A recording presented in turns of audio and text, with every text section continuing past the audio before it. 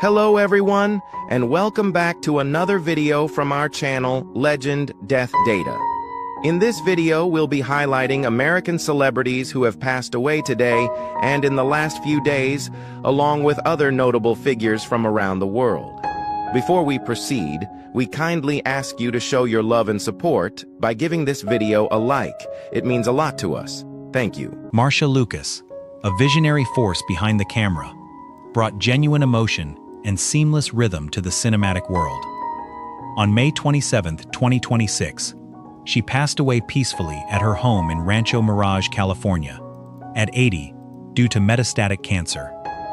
Born Marcia Lou Griffin in 1945, her deep emotional intelligence transformed the original Star Wars trilogy, earning her an Academy Award for Best Film Editing for the 1977 masterpiece.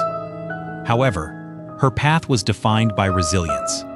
She constantly fought to overcome harsh gender barriers in a male-dominated era and endured demanding creative pressures during her marriage to George Lucas. In her final years, she bravely faced severe health struggles while remaining a fierce protector of cinematic integrity. Beyond saving the iconic Death Star battle from a slow initial cut, she masterfully shaped the heart of classics like American Graffiti. Marcia may have stepped away from the editing table, but her legacy endures through every perfect cut, reminding us that the greatest special effect is always human emotion. Janie Sell, a vibrant and powerhouse presence on Broadway, brought unforgettable energy and immense talent to the American theater world. On June 9, 2026, she passed away peacefully at Englewood Hospital in New Jersey at 86, following a brief illness. Born Jane Ann Sell in 1939, her journey was defined by an incredible ability to conquer the demanding nature of stage performance. She achieved ultimate commercial and critical success by winning a prestigious Tony Award in 1974 for her spectacular performance in the musical Over Here. However, her path also featured major transitions. Facing the inevitable decline of prominent stage roles as time passed, she courageously reinvented herself by stepping away from the spotlight to earn a psychology degree with honors and embrace a quiet corporate career. Beyond serving as the trusted substitute for Carol Burnett, she masterfully originated the lead female role in the early musical project of legendary composer Alan Menken.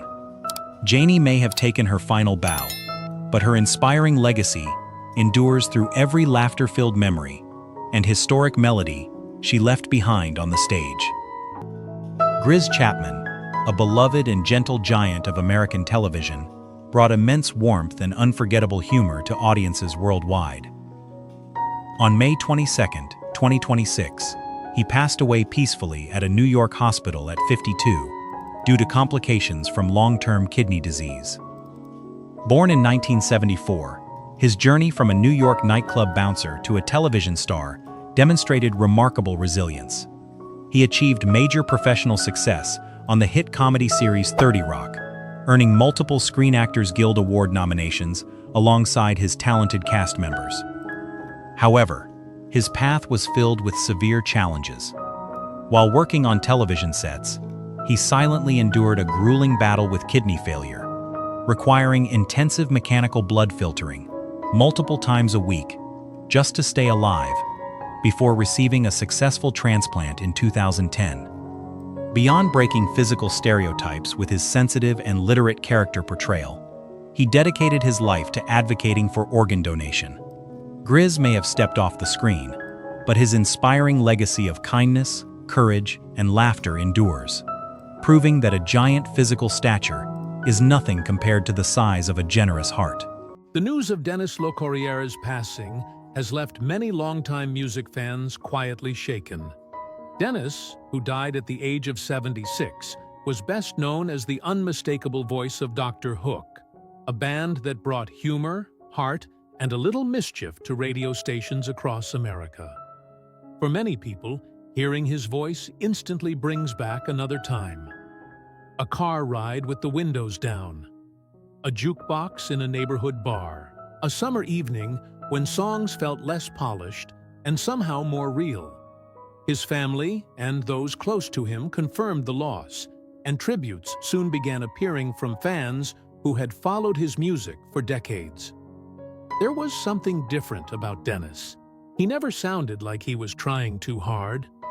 The voice was warm, familiar, almost like a friend telling a story. And for millions who grew up with Dr. Hook on the radio, that connection never really faded. For many listeners, Todd Snider represented something that has become increasingly rare in modern music: authenticity. He never seemed interested in fitting neatly into a category or chasing whatever trend happened to be popular at the time.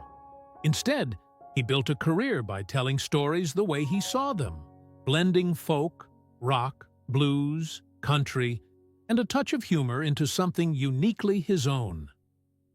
Born in Portland in 1966, Snider eventually found a home in Nashville, though he often felt more like an observer than a participant in the music industry's machinery.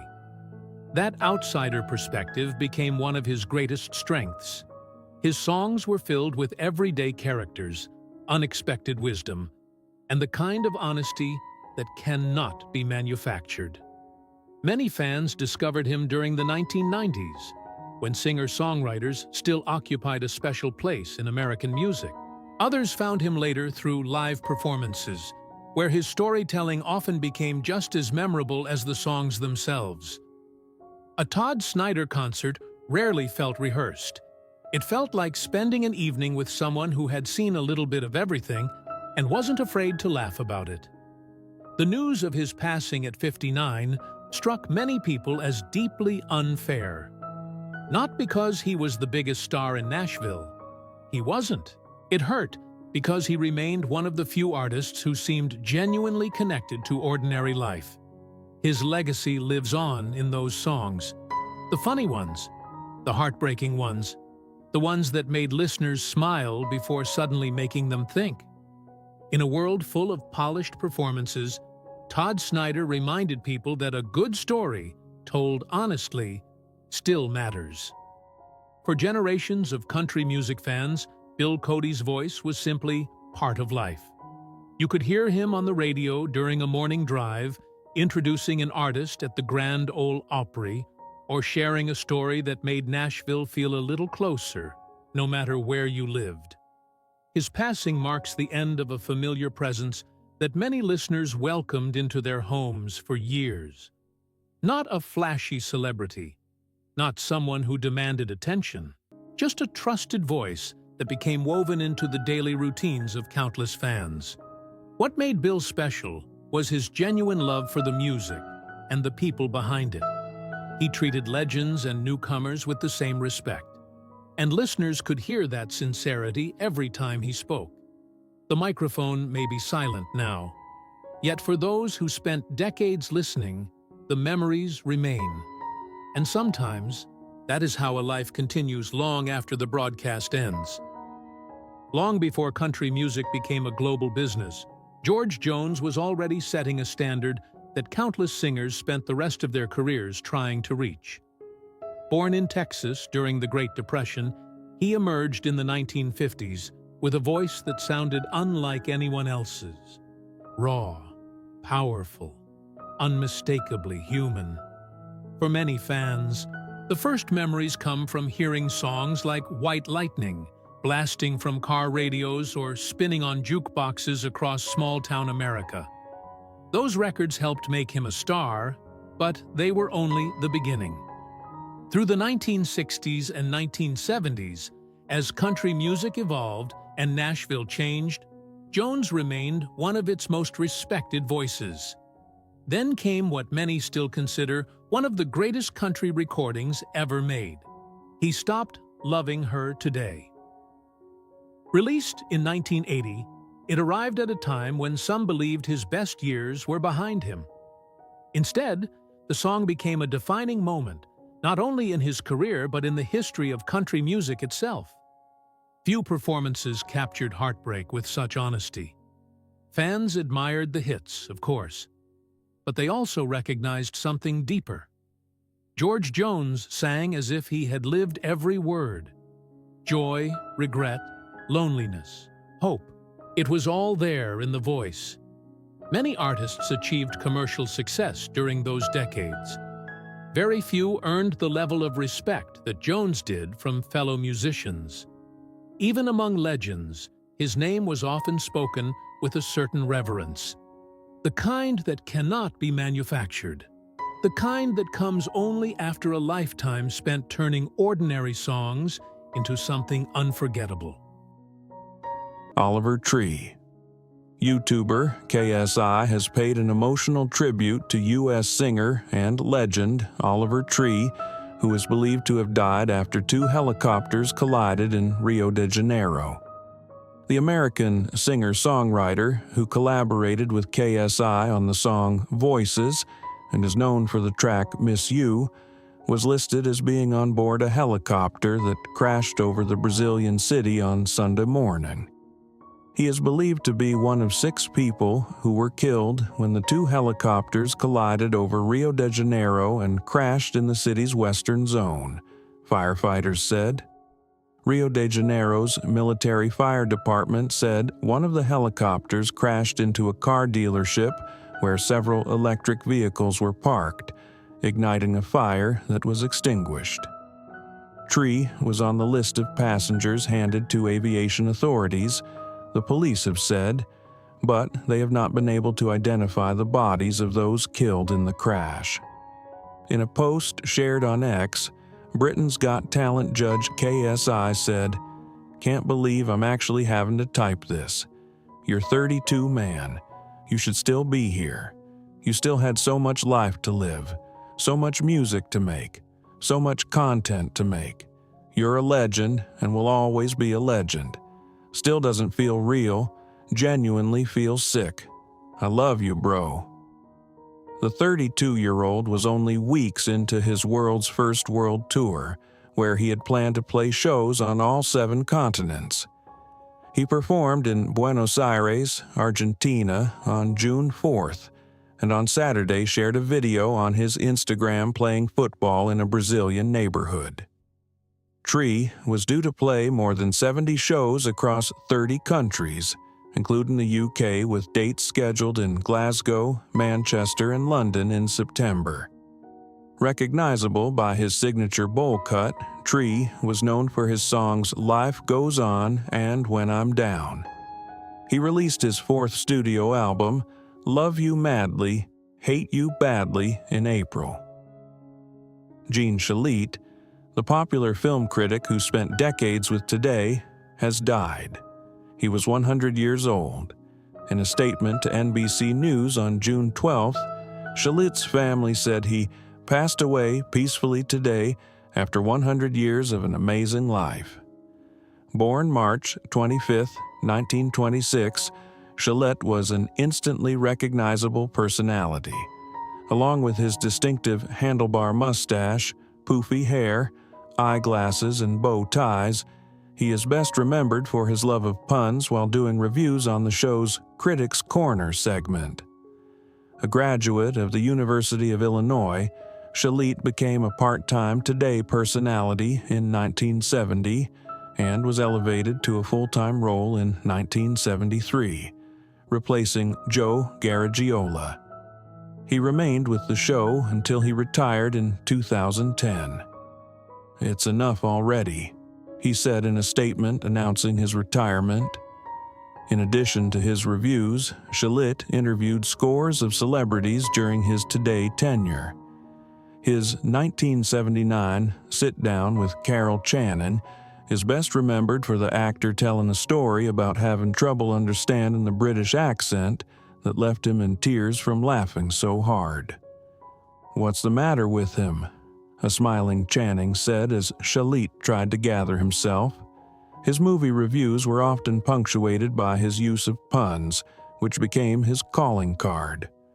Shalit made regular appearances on classic game shows What's My Line and To Tell the Truth, and wrote for a wide range of newspapers and magazines, including the New York Times, Cosmopolitan, Glamour, and TV Guide. He also wrote and broadcast a daily piece called Man About Anything on NBC's radio network for over a decade. In addition, he authored the 1987 anthology Laughing Matters, a celebration of American humor. Anthony Head, the beautifully elegant guardian of fantasy television and a deeply cherished English actor and singer, has passed away at the age of 72. He was a true beacon of sophisticated warmth, a man whose gentle wisdom and commanding presence brought pure comfort into the hearts of audiences everywhere. His journey was a magnificent, decades-long story of artistic grace, rising to capture global screen stardom.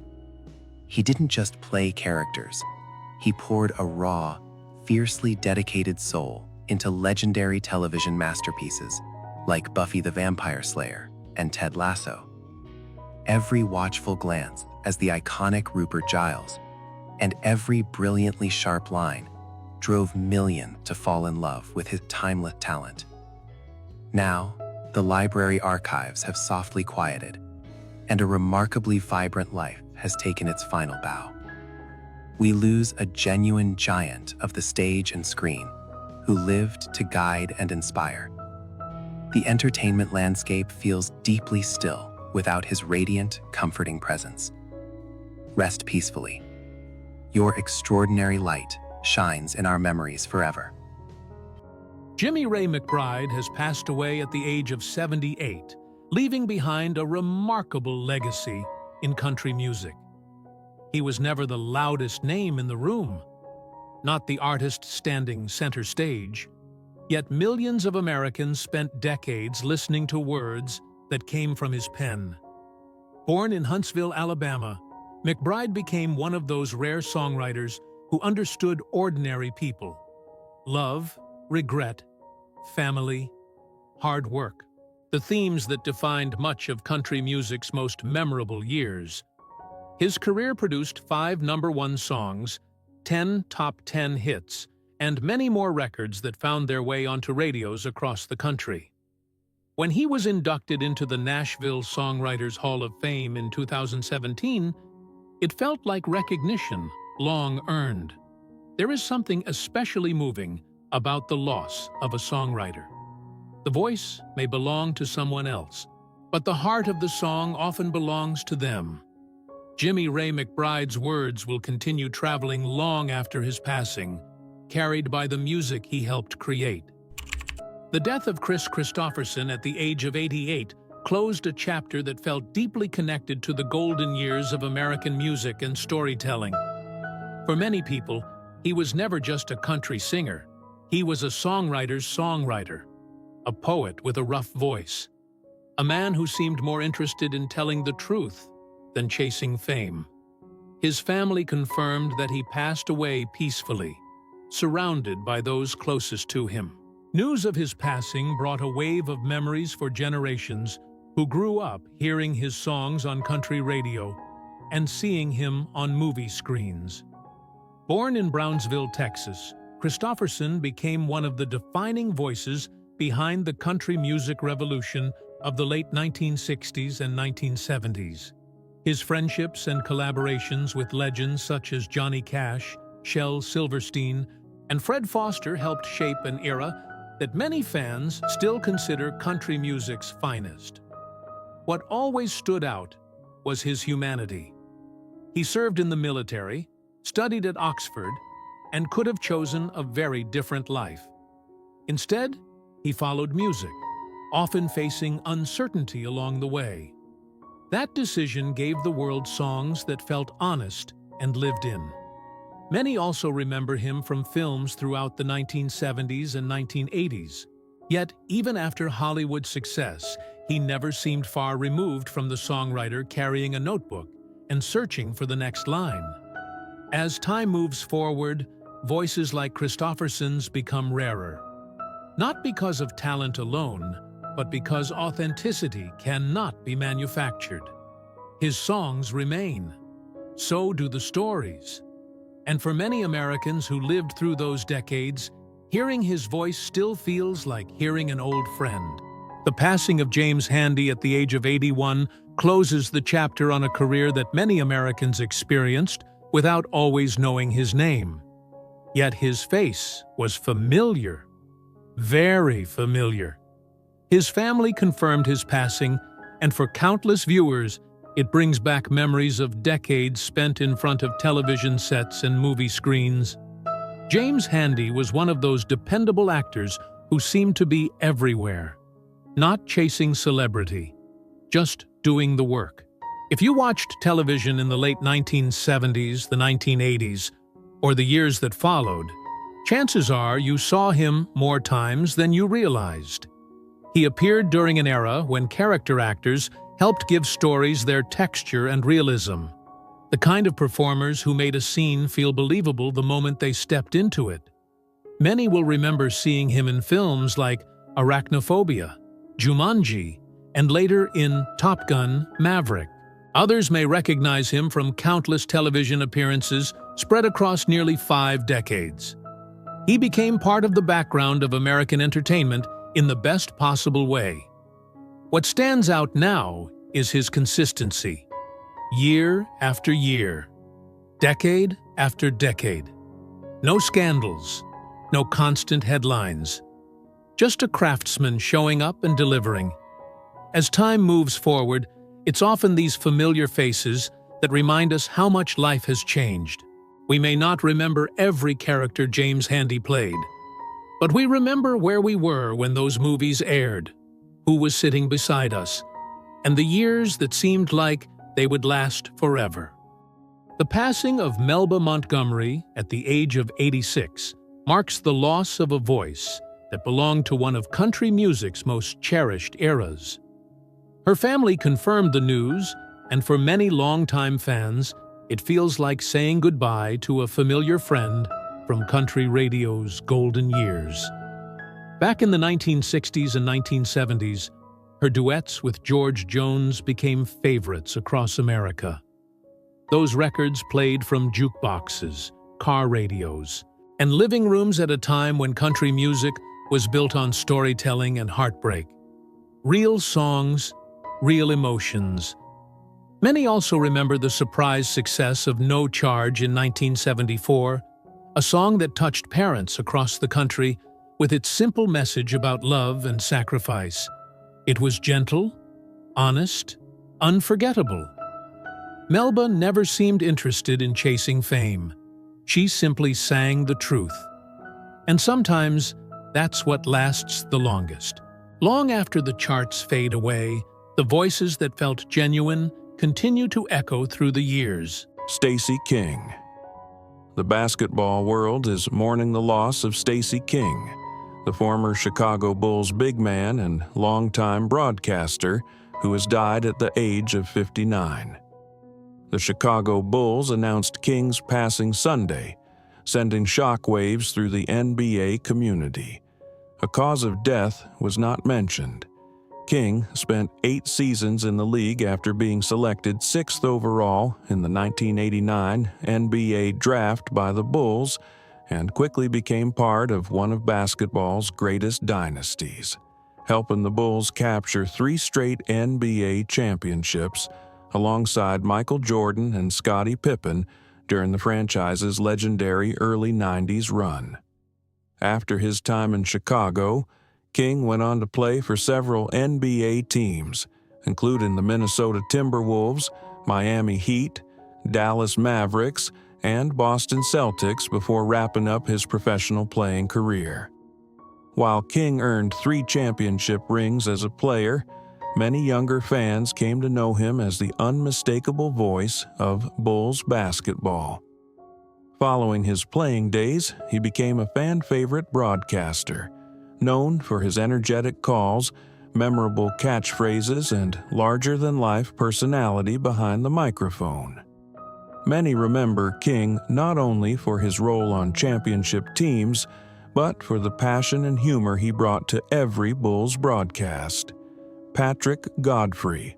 Patrick Godfrey, the actor known for roles in Ever After, 1998, and Les Miserables, 2012, has died. He was 93. The actor's London-based agency, Markham, Froggatt, and Irwin, announced that Godfrey died peacefully at home, surrounded by his family on Thursday. It is with great sadness that we can confirm Patrick Godfrey passed away last night, they said in a statement, adding, "Patty was an exceptionally talented actor and a remarkable individual, and we will miss him greatly." Born February 13, 1933 in London, Godfrey won a Carlton Hobbs Bursary Award in 1956, earning him a 6-month contract with BBC's Radio Drama Company. He made his on-screen debut in a 1959 episode of Sunday's Child. Godfrey appeared in multiple TV shows over the decades, including Doctor Who, Midsummer Murders, Doc Martin, and His Dark Materials. His film credits include roles in A Room with a View, 1985, Ever After, 1998, The Count of Monte Cristo, 2002, The Importance of Being Earnest, 2002, Oliver Twist, 2005, The History Boys, 2006, The Duchess, 2008, Breathe, 2017, and Mowgli, Legend of the Jungle, 2018. Also, a stage actor, Godfrey starred in Broadway's The Life and Adventures of Nicholas Nickleby in 1981, followed by the West End's As You Like It in 2016, and Witness for the Prosecution in 2021. Additionally, he provided voiceovers on the video games BioShock 2, 2010, Red Dead Redemption, 2010, and Red Dead Redemption 2018. Godfrey is survived by actress-wife Amanda Walker and their 2 children. Ned Jarrett.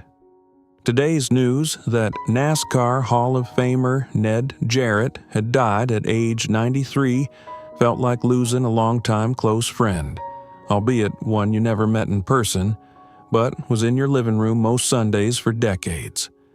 If you grew up a fan of NASCAR in the 80s and 90s, the era that really helped set the table for the sport's peak in national prominence that would follow, you enjoyed great on-track battles between the likes of all-timers Dale Earnhardt, Darrell Waltrip, Rusty Wallace, Bill Elliott, and then Jeff Gordon, to name a few.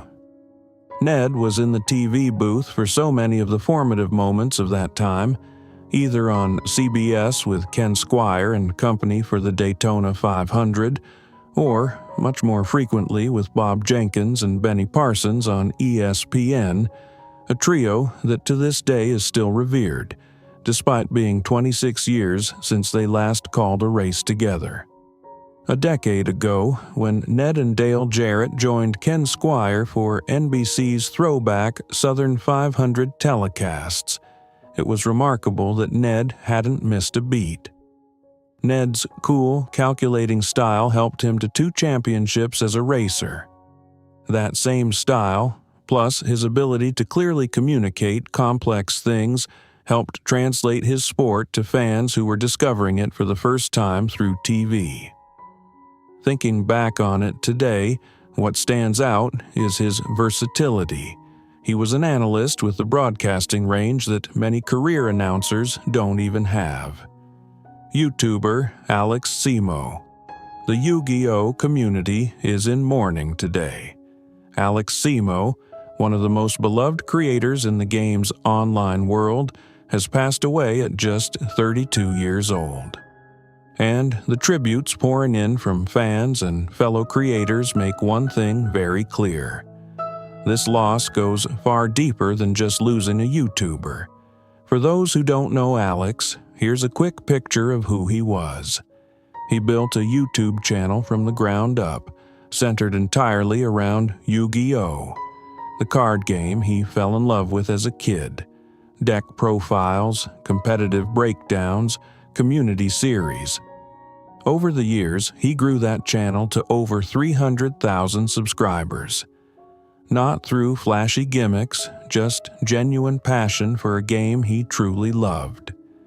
His mother confirmed his passing in a LinkedIn post, writing that Alex left them after a hard-fought battle with stage 4 colon cancer. She described him as an incredibly successful creator who, and this part really stands out, took the card game he loved playing as a child and shared his passion and positivity with millions. That's not PR language. That's a mother describing her son, and it says everything. What makes Alex's story even more remarkable is how he handled his diagnosis. He was completely open with his audience about what he was going through. Back in March, he shared a post that honestly stopped a lot of people in their tracks. He wrote that doctors had told him he had only days to live, and his response was to fight. His words, "I fought and fought and fought harder than anything I've had to fight for in my entire life." He didn't just fight for himself either. Alex raised tens of thousands of dollars for the Crohn's and Colitis Foundation and volunteered his time toward finding a cure. And shortly before his passing, he gave away most of his card collection, valued at over $10,000. Just gave it away. Alex Zemo is survived by his wife, his family, and a community of hundreds of thousands of people whose love for this game was made better because of him. He spent over a decade showing up for that community, and in his final chapter, he showed what real courage looks like. Rest easy, Alex. The community you built isn't going anywhere.